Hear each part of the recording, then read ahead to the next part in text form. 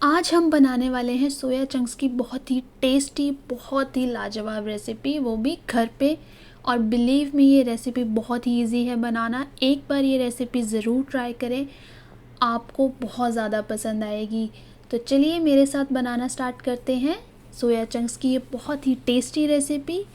इसे बनाने के लिए सबसे पहले हम एक पैन में 3 से 4 कप पानी बॉईल करने रख देंगे और साथ में डालेंगे नमक थोड़ा सा, ताकि सोया चंक्स में हल्का सा एब्जॉर्ब हो जाए।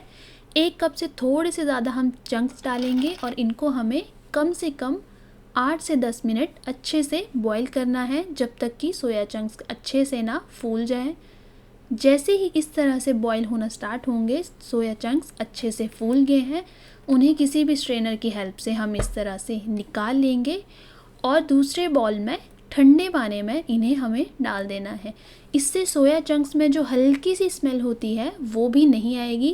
तो अच्छे से सोया चंक्स को ठंडे पानी में स्क्वीज़ करेंगे और इसको किसी दूसरे बाउल में ट्रांसफ़र कर लेंगे। सारे सोया चंक्स को अच्छे से हमें इस तरह से पानी को निचोड़ लेना है, ताकि सोया चंक्स में पानी बहुत कम रहे। तो सोया चंक्स हमारे हो चुके हैं, अब हम इन्हें करेंगे मैरिनेट। इस पानी को यूज़ नहीं करना है, इसे हम कर देंगे डिस्कार्ड। और दूसरे बोल में हम डालेंगे सोया चंक्स। तो हम सबसे पहले आधा कप दही लेंगे, खट्टा नहीं, फ्रेश दही, घर का यूज़ करें या मार्केट का। 1/4 हल्दी, 1 कश्मीरी लाल मिर्च, 1 चम्मच धनिया पाउडर और आधा चम्मच ज़ीरा पाउडर और नमक हल्का सा। इसको अच्छे से फेंट लेंगे ताकि जो हमारा जो मैरिनेशन का पेस्ट है बहुत अच्छा कलर बन के आए। इस तरह से इसमें बिल्कुल भी लंप ना रहे दही के। अब इसमें डाल देंगे हम सोया चंक्स को और अच्छे से हमें इसे मैरिनेट करना है। ये मैंने फ्रेश क्रश जिंजर गार्लिक का पेस्ट डाला है, आप चाहे तो दूसरा पेस्ट भी डाल सकते हैं, बट मैंने फ्रेश प्रिपेयर किया है। अच्छे से हम मैरिनेट कर लेंगे, मिक्स कर लेंगे, ताकि सोया चंक्स अच्छे से मसाले में मिक्स हो जाए। मिक्स करने के बाद हम सोया चंक्स को रेस्ट करने के लिए छोड़ देंगे 10 to 15 मिनट्स।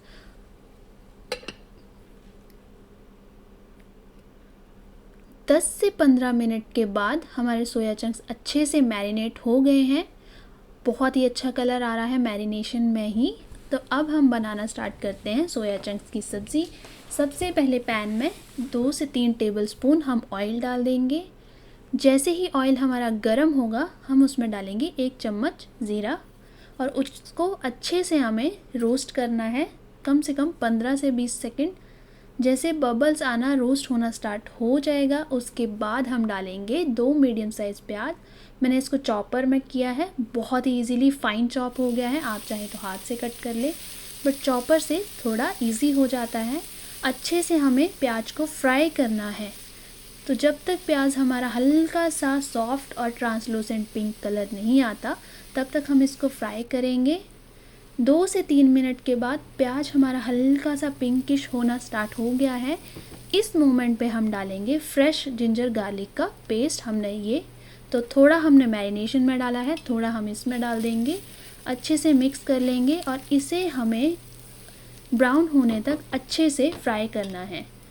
2 से 3 मिनट और फ्राई करने के बाद हमारा ये पूरा जो पेस्ट है पूरा हमारा ब्राउन हल्का सा हो गया है।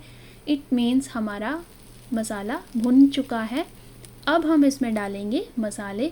हल्दी मैंने पहले भी डाली है, इसलिए 1/4 और डालूँगी और आधा चम्मच लाल मिर्च डालूँगी और इसको अच्छे से मिक्स कर लेंगे और 1 से 2 मिनट मसाले के साथ अच्छे से भून लेंगे इसको,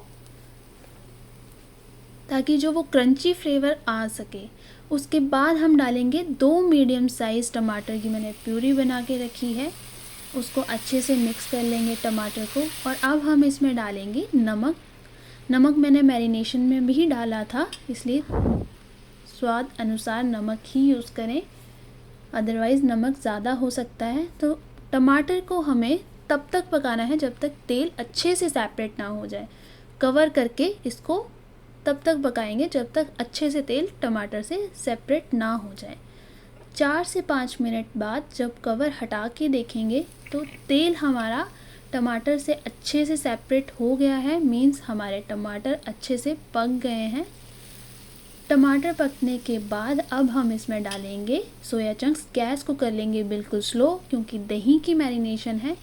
सोया चंक्स डालते ही हमें इसे कांस्टेंट स्टर करना है ताकि हमारा जो दही है वो ना फटे।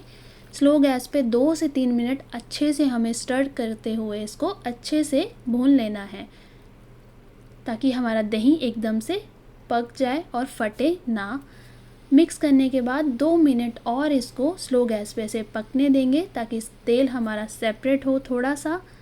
उसके बाद हम डालेंगे 1 कप पानी। आप चाहें तो थोड़ा ज़्यादा पानी डाल सकते हैं अगर ज़्यादा ग्रेवी चाहिए। मुझे थोड़ी थिक ग्रेवी चाहिए इसलिए मैंने हल्का सा 1 कप पानी डाला है।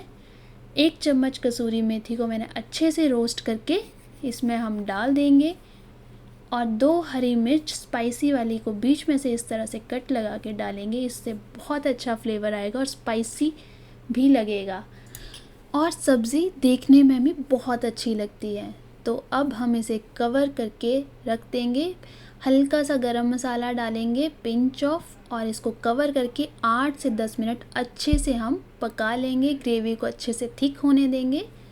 8 से 10 मिनट के बाद हमारी ग्रेवी का जो कलर आया है बहुत ही टेस्टी लग रहा है। ग्रेवी हमारी थिक हो चुकी है, बहुत ही बढ़िया कंसिस्टेंसी बन के रेडी हुई है।